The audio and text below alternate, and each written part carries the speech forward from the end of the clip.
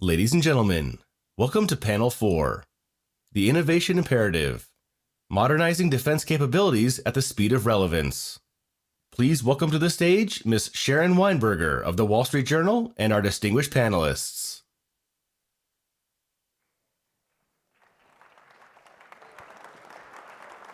Thank you.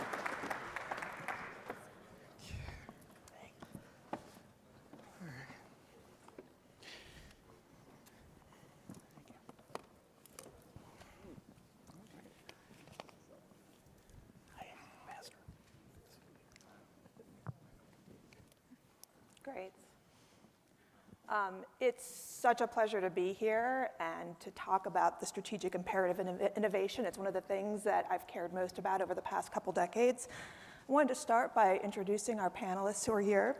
We've got General David Alvin, the Chief of Staff of the U.S. Air Force, Joe Lonsdale, co-founder and managing partner of 8VC, the Honorable Heidi Shyu, the U.S. Undersecretary of Defense for Research and Engineering, Ms. Toni Townes-Whitley, the CEO of SAIC, and Senator Todd Young of Indiana. I want to make my remarks very brief. One of the reasons that I think this panel is so important is I've spent the last more than 2 decades of my career looking at science and technology innovation and national security. I started off in 2000, right before I went into journalism, working for a small defense company under contract to the Office of the Secretary of Defense. And I was a very young research analyst, and I was assigned to go around to the country to the DoD laboratories and interview them about what they were doing. And I was impressed by 2 things, which is a tremendous legacy of innovation from the Cold War, but also a tremendous sense of disillusionment and just dejection. They didn't have the funding they needed. They couldn't attract the talent that they wanted. And I remember one laboratory director saying, "What we're doing here is second rate, but we're still proud of it because the country needs it." I understood both of those messages much better a year later after 9/11, understanding that the country and that the Pentagon needs innovation. It needs science and technology, but it hadn't been willing to fund it. Going into journalism over the next 2 decades, one of the things that still stuck with me is every year it felt like we were writing the same thing. We were writing about cost overruns of aircraft programs, of aircraft carriers. And I remember one colleague turned to me one time at a briefing and said, I can't do this anymore. I can't spend another year writing articles about the same programs and the same problems. But having covered this for the past 2 decades, one of the things that has been so exciting to see over the past few years is the tremendous rate of innovation and the change in the defense industrial base, both with new companies entering the market, but also a real welcoming of this change from parts of the Pentagon and from the government. So I wanted to start off by asking General Alvin, part of what comes with these new entrants to the defense industrial base are sometimes radical ideas. We've seen Elon Musk in recent days, and he said this before, talking about the future are drones, that the era of manned aircraft is over. And some of the statements are quite provocative. What do you make of that? Do you agree? Well, thank you very much.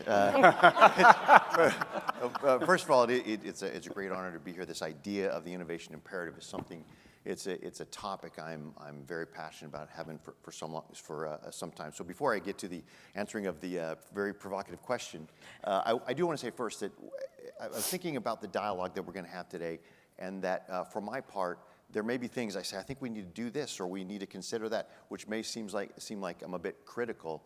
And that's my job, to be critical as Chief of Staff of the United States Air Force. But I want to set the backdrop for this, is that our United States Air Force is the most dominant Air Force on the planet and in history. And the capabilities and all those things are the things that enable us, but it is powered by our airmen. And our airmen continue to show up every day and do everything we ask them and more. And so we owe them the very best capabilities.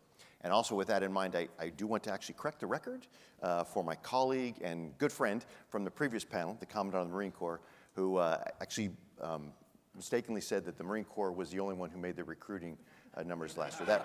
That was true for the fiscal year 23, which was 15 months ago.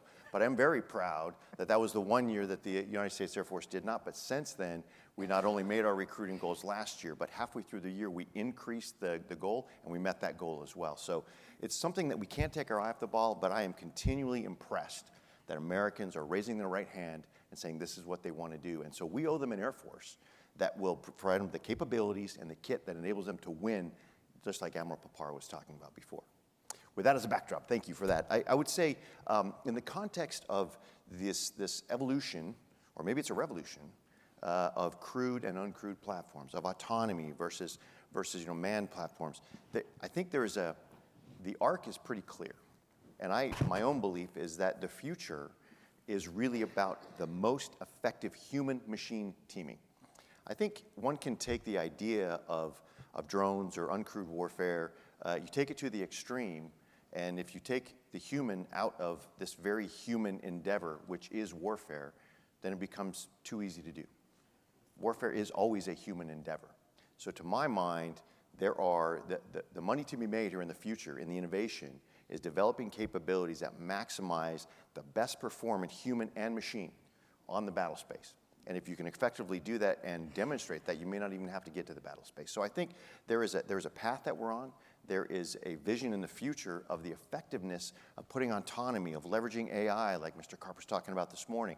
Those sort of things can make the capabilities more important. I think the secret sauce is in that human-machine teaming element. So let me be a bit provocative and direct this to Joe. Do you agree that for the foreseeable future, it's the teaming, or do you think we need to go further with AI and faster? Well, you know, it's obvious right now that things are shifting more towards needing more of these distributed autonomous things that complement what we already have. So I think you have to be realistic about where we are today, and you're not going to all of a sudden change everything. We already have a base. It's a very powerful base. That's a big advantage we've invested in. And yes, it's very expensive and it's costs a lot in maintenance, and it has certain things you probably would do differently if you go back again.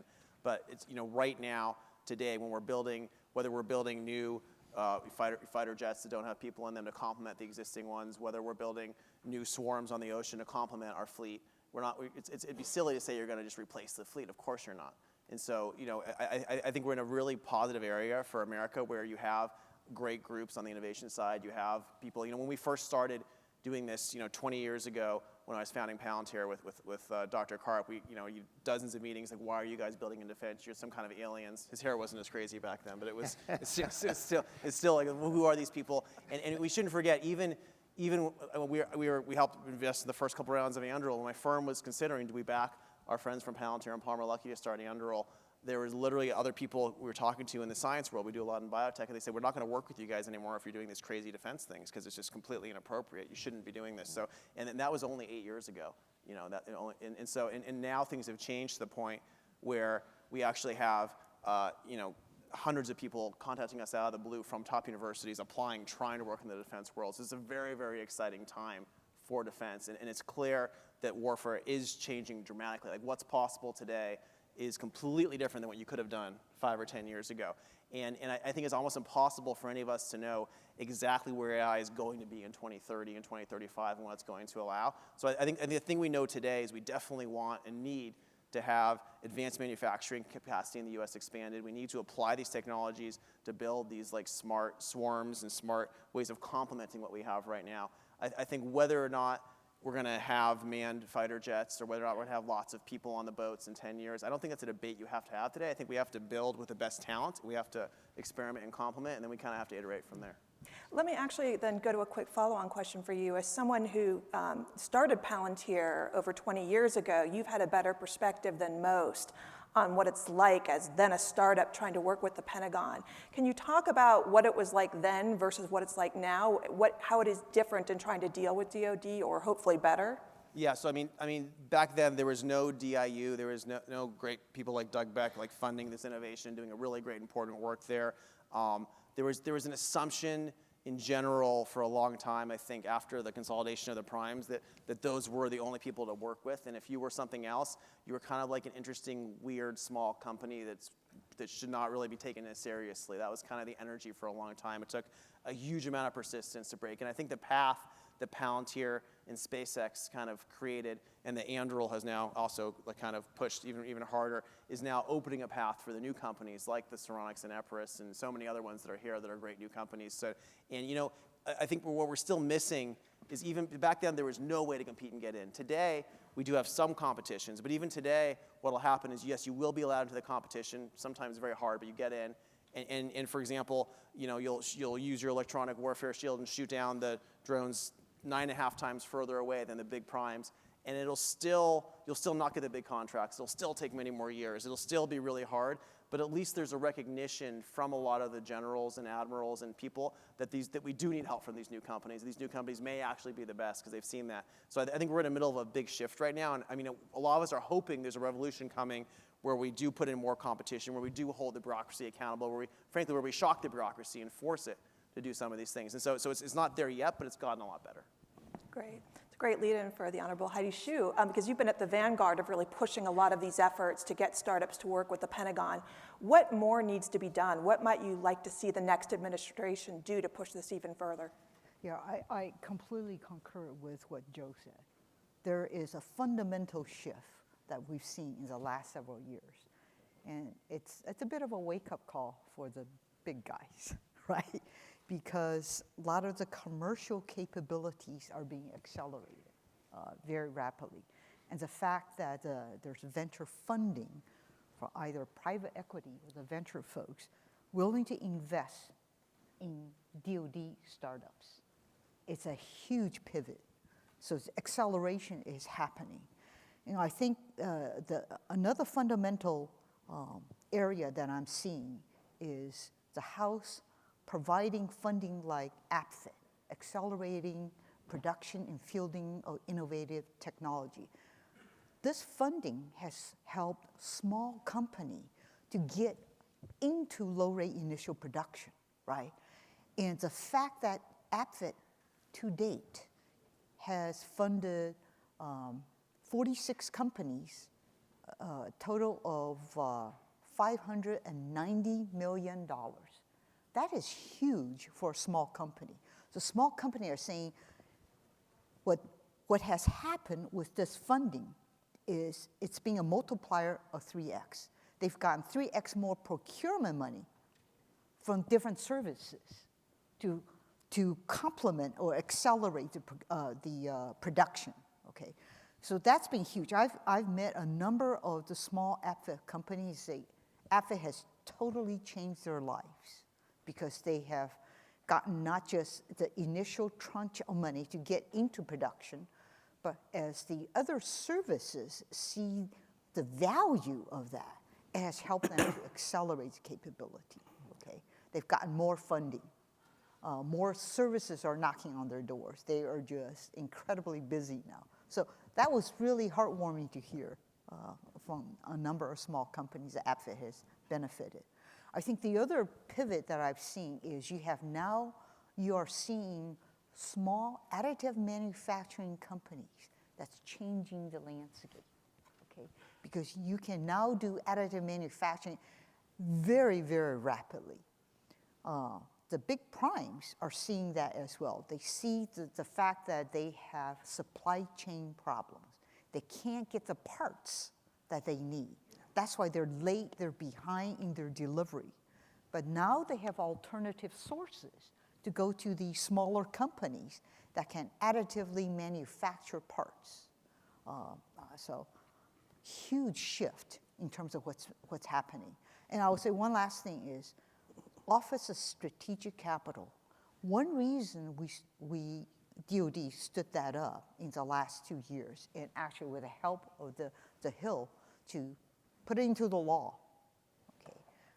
We can now have the ability to help small companies who can't get the capital, okay? I've met with a number of small companies who say they want to submit a proposal to get a capital funding. They need to scale up. They can't afford. The bank will give them a 3-year loan at an exorbitantly high interest rate, right? So they need the ability for us to give them a guaranteed loan. So this will be the huge next piece, the Office of Strategic Capital, helping the small, innovative companies to be able to scale up in production. Let me actually just ask a follow-on question for that. What would be the metric of success for the Office of Strategic Capital in a year, 2 years? I mean, every office should probably be judged by what it gets done, what it achieves. What would you be looking for?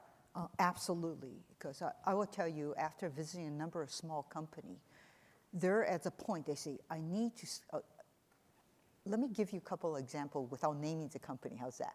Okay. One company said, look, we were manufacturing the state-of-the-art switch. We went to Sweden. And then the company got bought out by China. They want to onshore the capability. And they have gotten some venture funding, but not enough. They need a loan to help them go, to literally finish building out this manufacturing facility so we can produce a state-of-the-art switch within the US. And that is what's going to be critically important for OSC to help them with the capital, okay?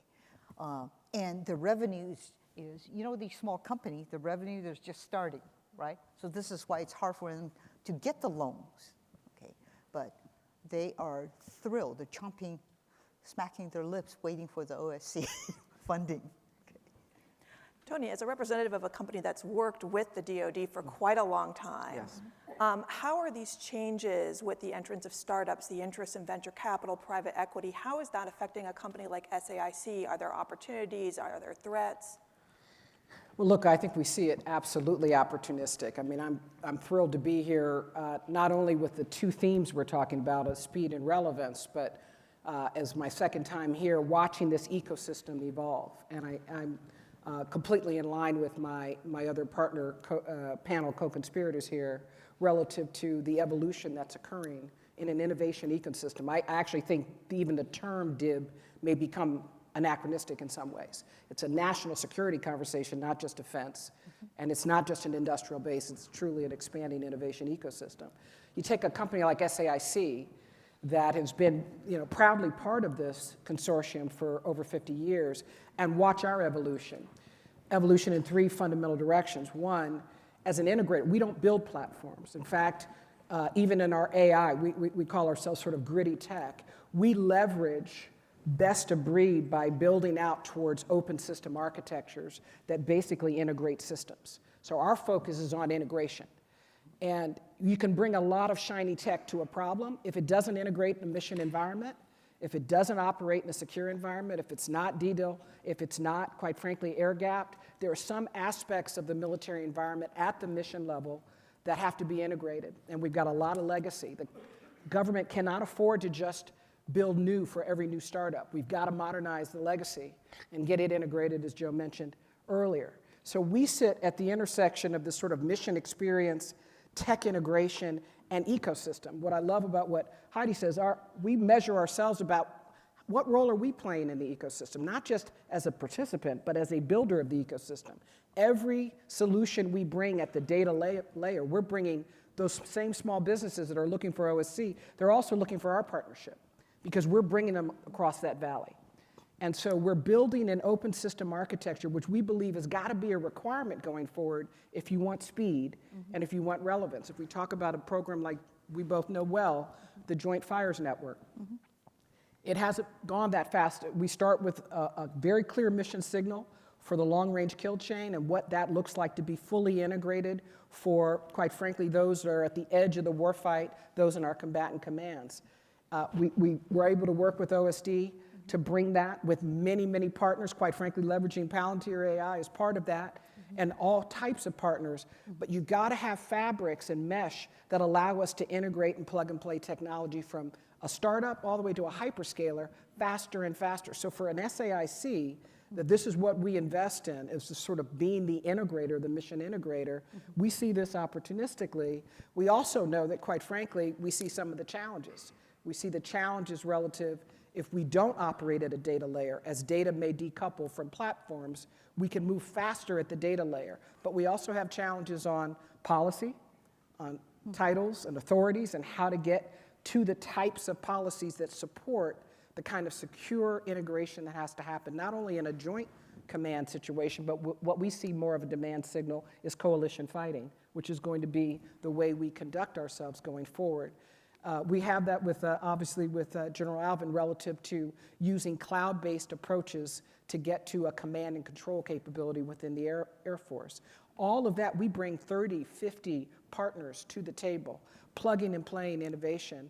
So the idea of speed and relevance for us is the ability, can we all agree to requirements that drive open system architectures that allow us to truly integrate in the most difficult environments around the world so that we can bring the best innovation at that speed of relevance. Great, thank you. Senator, until now we've been talking sort of theoretically about innovation. Let's talk about actual threats. You're the chairman of the National Security Commission on Emerging Biotechnology. Yes. What are the threats you're seeing that most concern you, and what are we doing about them, or should be doing about them? Thank you, and thanks to the Reagan Forum. This has been just fantastic opportunity, and a lot of meaningful things have been said over the last number of hours. So the National Security Commission for Emerging Biotech was created under the NDAA. We are charged with investigating, with elevating, and with coming up with recommendations for members of Congress, not just the techno-economic competition we're in, but more specifically, the biological domain of that competition. Let me begin with the end. The Chinese are ahead. The Chinese are ahead of this competition. We know what it takes to catch up. What threats are presented by our current predicament? Number one, I'd begin with the warfighters themselves. If we lack the ability to take our amazing innovations and to scale those innovations through biomanufacturing capabilities, then our warfighters will lack the biomaterials of the future that allow them to suppress their thermal signatures. Then they won't have the access to the biosurveillance systems that are required to detect horrible pathogens and figure out the sorts of those pathogens, potentially get guidance on how to counteract those pathogens in real time. We'll lack the ability to understand the nature of our competition when they benefit from certain types of human performance and enhancement measures that the Chinese Communist Party and the PLA don't hesitate to indulge in. So these are the sorts of things that we're trying to address at the warfighter level. When one thinks more broadly about economic security, our supply chains, our ag supply chains, for example, are deeply integrated into the Chinese's supply chains, their sourcing, their consumers. So we're going to have to figure out how to make ourselves more resilient and to understand on an ongoing basis vulnerabilities we have and come up with a toolkit of countermeasures to address those vulnerabilities. I'd apply the same thing to our healthcare systems and our pharmaceutical supply chain. So we can do this. We will be laying out a series of recommendations to address this, but the Chinese aren't slowing down. In fact, they are accelerating in a way that is frankly a bit breathtaking on account of developments in biotech. Artificial intelligence paired with some amazing research findings that have happened over the years, and then this gene editing technology that we know is CRISPR. The ability to, with precision and predictability and repeatability, engineer biology so that you can produce all sorts of bioindustrial, biocommercial, and other products in ways that were never before possible is something the Chinese are way ahead of us. And so the example would be they understand that this revolution is led in part by access to biological data. They are right now on course to genetically sequence 1% of the world's population. That is a robust database. We are frankly not even in the data collection game as compared to the Chinese right now. So investments in these key pieces of biomanufacturing infrastructure, data infrastructure, some corrective measures taken vis-a-vis our market vulnerabilities, like strategic capital to assist with scaling, and a better educated workforce, especially as it relates to our ability to attract and retain talent in government, are among the recommendations, without getting into any specificity, that you will see come late March or early April to address this. When you talk to your constituents, let's take the database for example, how do you explain to them what is the threat of that? What could China do with that information? Some of this is of a classified and quite troubling nature.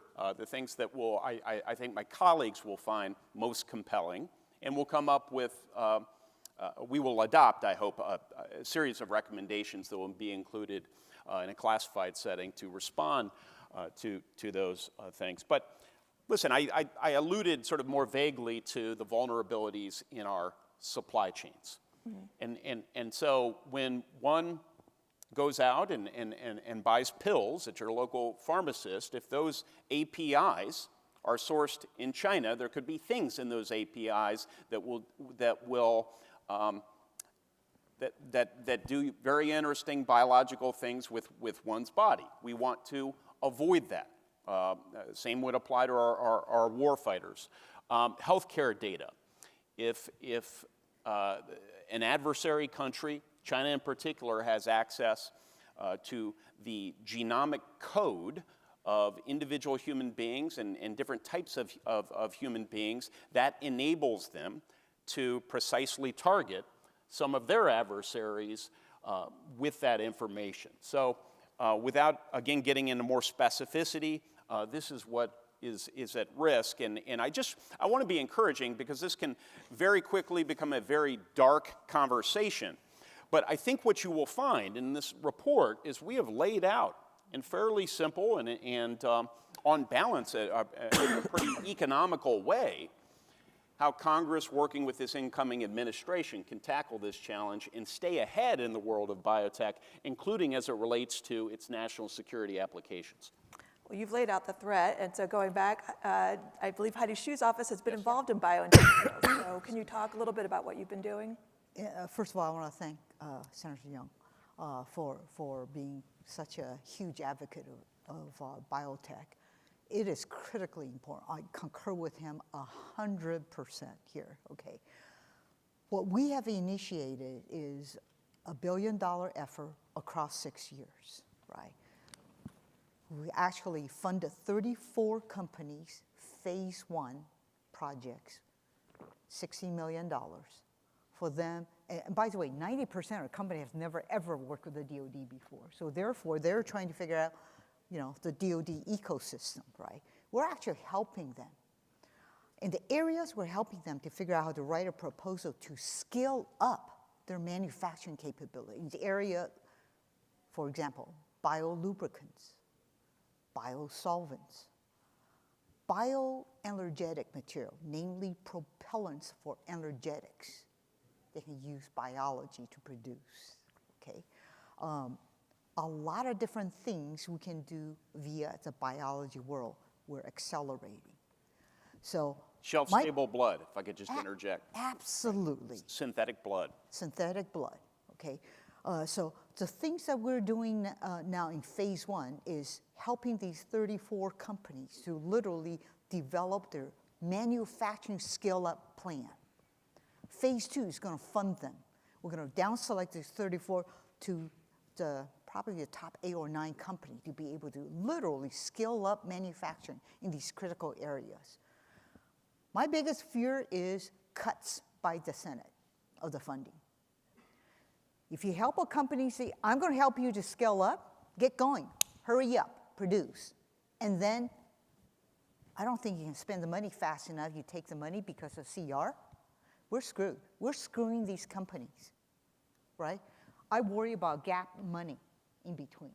So this is a piece that's critically important for us collectively to understand. If you initiate these efforts, get these companies going, help to sustain them, keep them alive to scale, and not kill them via budget, valley of death.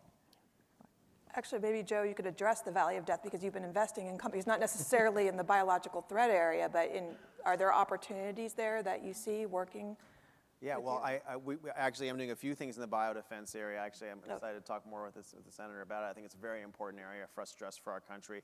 You know, it is interesting. I'm on the board of trustees here at the Ronald Reagan Library, and I think I am biased towards Reagan's general view of skepticism towards government involvement in these things in general. However, I absolutely agree that when it comes to critical national security, you have to make exceptions. You have to get involved, and that's a very tough thing to do right, because the government does make a lot of mistakes. It does fund things that don't work. It does do things that maybe are not as economic, and it does strike me as fundamentally very unfair sometimes, where my smartest friends building the company tend not to be the ones that know how to talk to the people in the government, and so we definitely still have some issues there to fix, and I think the market does a good job generally of pruning things that shouldn't exist. However, you know, if the government's going to be getting involved in these things, it needs to be clear about the multi-year budget and the revenue you're going towards. So if I'm going to be starting something new in these areas, it'd be very helpful for there to be a fair competition, to force there to be a competition where you down select enough companies, and to know what you're going towards 2, 3, 4 years from now, to know that if you win this and it's critical for the country and you're the best solution,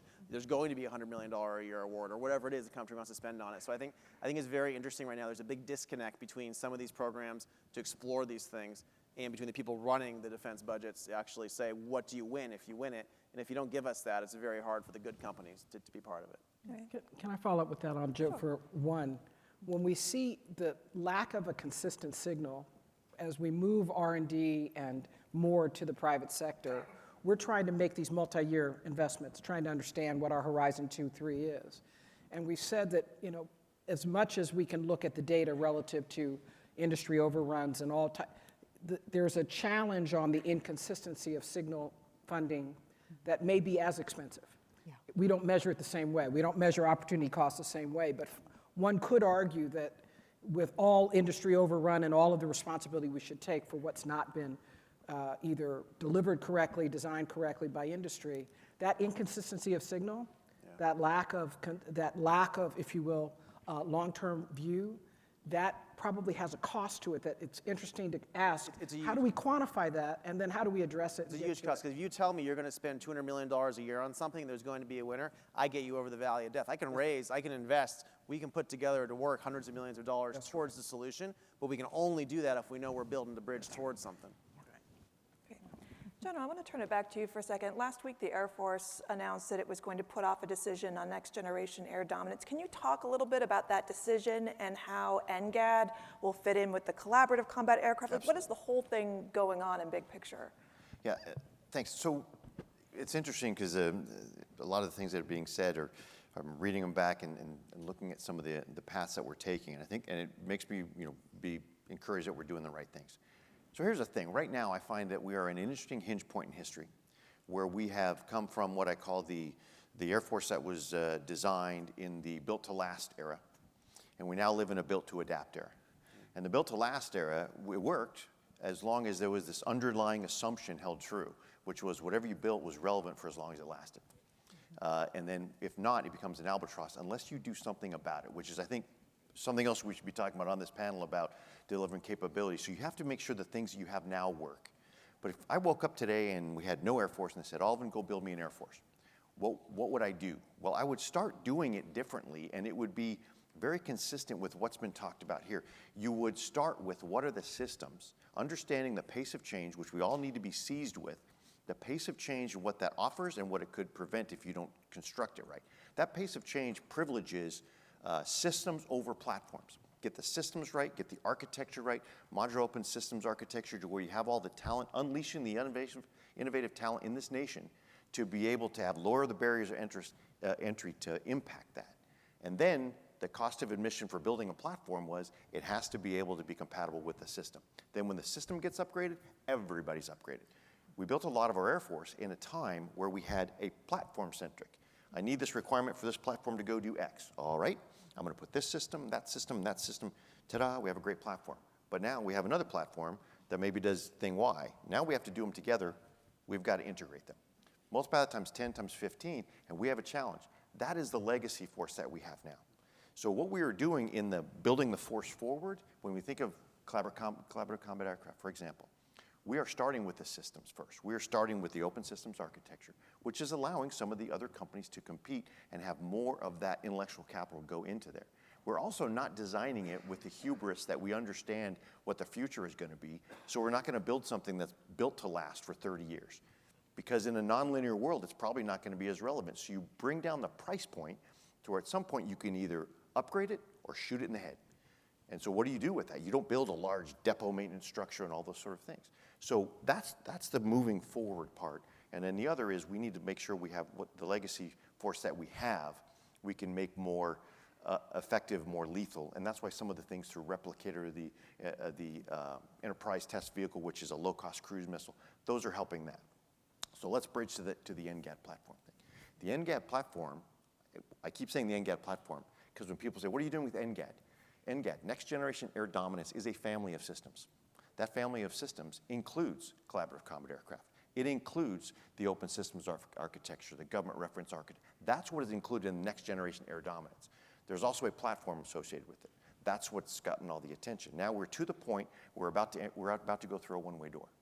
And before you go through that one-way door, we thought it prudent that we look at the arc of the threat, how this platform integrates with the rest of the capabilities of the Air Force, and whether that integrated set of capabilities was going to meet the threat and be able to exceed the threat.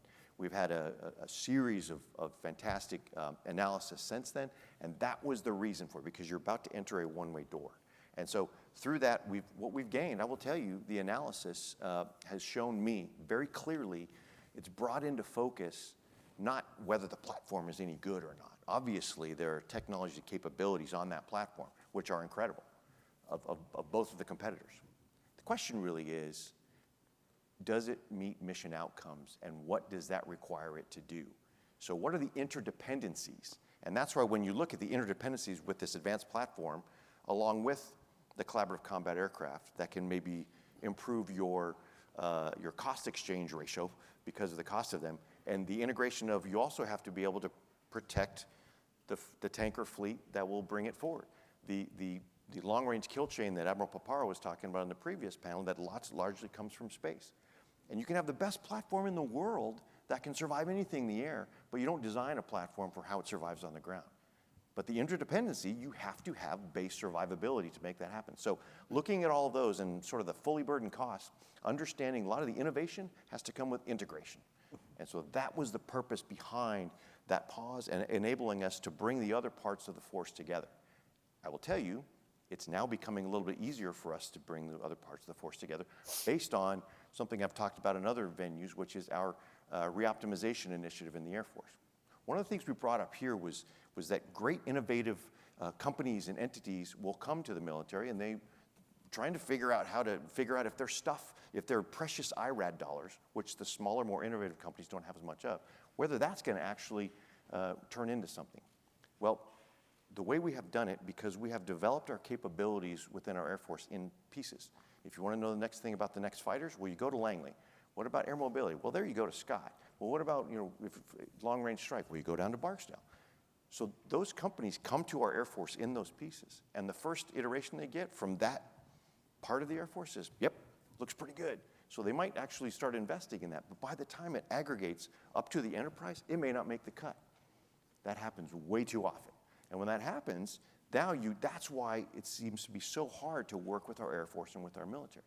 So by taking all of that expertise that's diffused across our Air Force and putting it together into one integrated capabilities command that has one force design, that understands the interdependencies and maybe the opportunities that weren't there before, by having that now, when those innovative companies come and have their precious IRAD dollars, they can understand what the real likelihood of those dollars turning into a program of record, because we can give them the entire picture rather than pieces.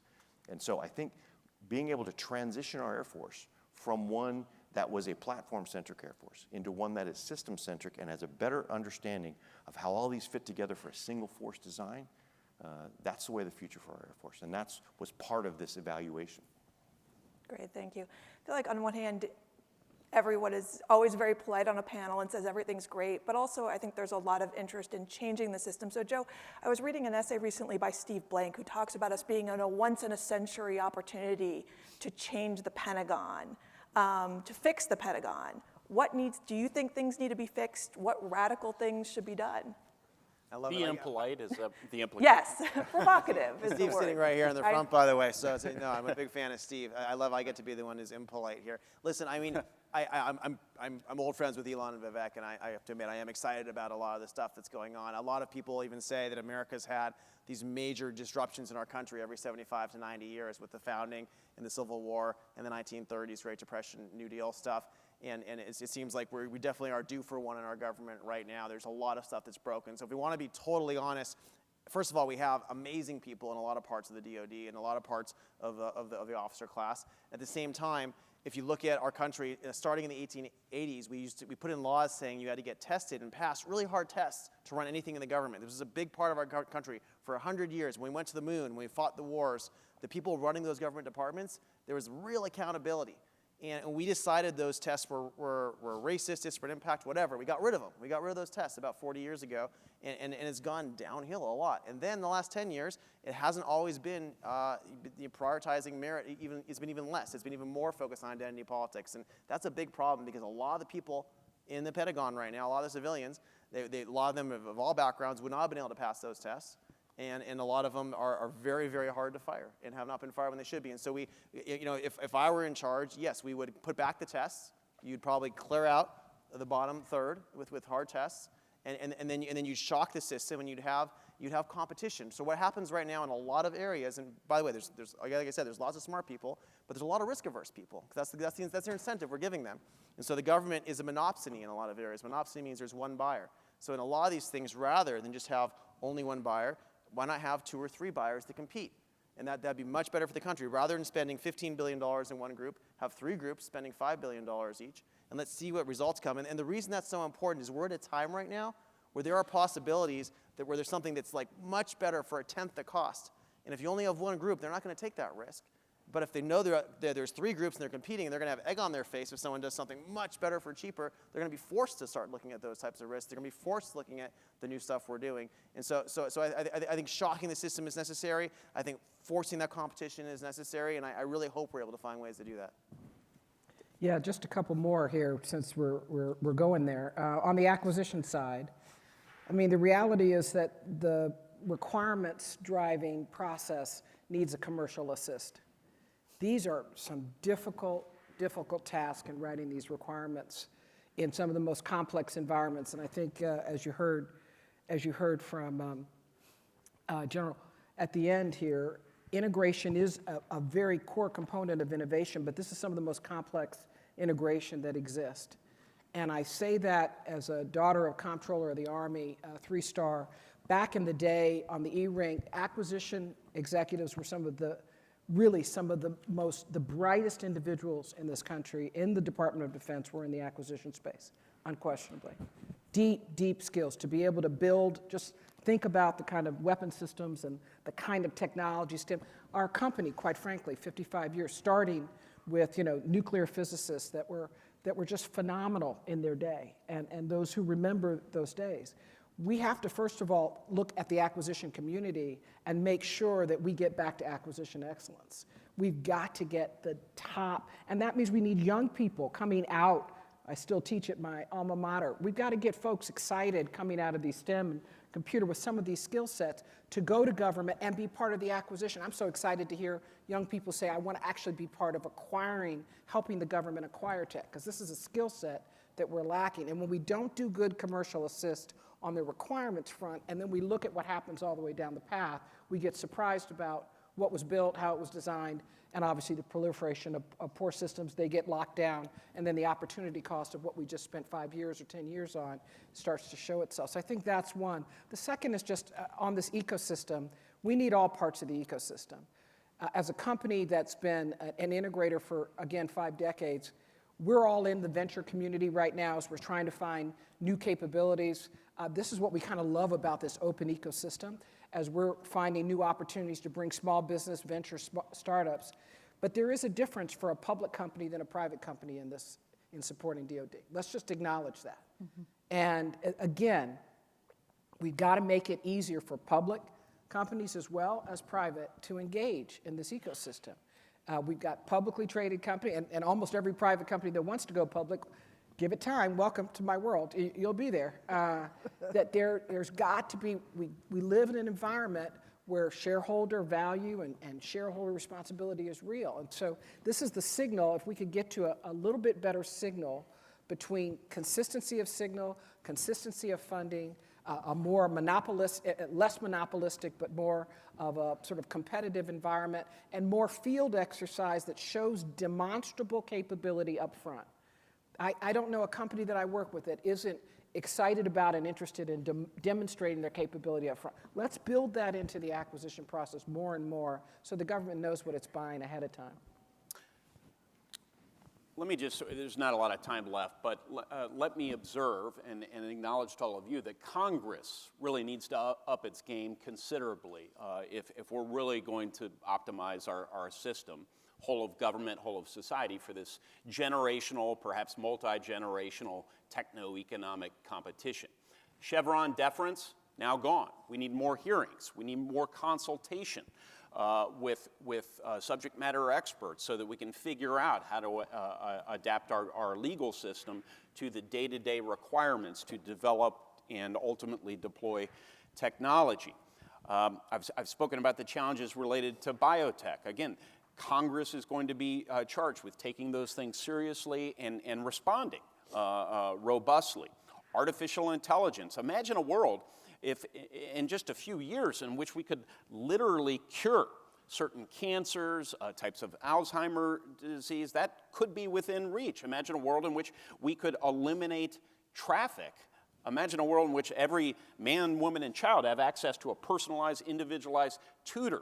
That's what we're trying to unlock, but we need a regulatory atmosphere for artificial intelligence. And on this area, as with many other areas, there's been a measure of stasis, to put it charitably, within Congress. So we really need to act boldly. I think we are up to the task. We have historically stepped up during moments like these in the past. But as a new administration comes in, I think a certain change in our metabolism institutionally, more Joe Lonsdale, is more disruption paired with the wisdom of people like the General and Heidi, and we will meet the moment. So what are the things we should look for coming out of the Senate in the next couple months? Well, the next couple of months, I hope, and this is my legislation, so self-interested, but I think there's a real imperative. We need to stand up and give legal certainty to a voluntary standards entity within the White House, certainly within the executive branch somewhere, to interface with our national security community, our AI developers, our civil rights community, and others, so that our developers can go out there and know that we're not going to come up with some ridiculous, heavy-handed legal structure. Instead, we want to accommodate the great innovation that's happening in the world of AI during this age of AI. We need to make some research investments. And I'm advocating for those as we approach year's end. I'm not predicting that the science portion of the CHIPS and Science Act will be funded, but I have heard from multiple tech executives who may or may not want it publicly known right now that, yeah, America does development really, really well. They rely on our research community, our federally funded research, to develop mission-critical research that they can commercialize and often times give our warfighters the benefit of. So those are two things I'm intently focused on. And then lastly, I would throw in tax reform. Let's make sure that America remains the best place in the world to do business, to grow businesses, and to start businesses. And if we do those things, I think I'd be pretty happy over the next year or so.